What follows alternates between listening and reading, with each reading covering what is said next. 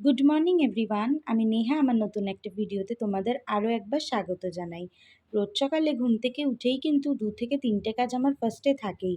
তার মধ্যে প্রথমটা হচ্ছে খালি পেটে জল খাওয়া। 2টো দিন ধরে খাওয়া হচ্ছে না দেখে দেখো মুখে গোটাগাটিও বেরিয়ে গেছে। আর তারপরে ফ্রেশ হয়ে বাইবেল পড়ে স্কিন কেয়ার করা, যেটা আমার অলমোস্ট হয়ে গেছে।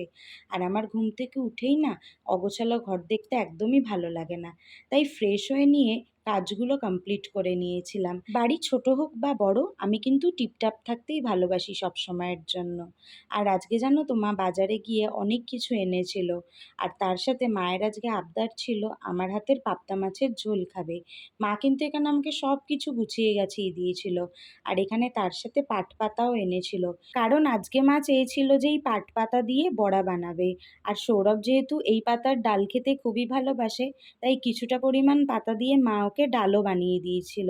আর আজকে জানো তো মা ঘুম থেকে উঠে দেখে আমাদের গাছ থেকেই বেলটা পড়ে গেছে, তাই তুলে নিয়ে চলে এসেছিল।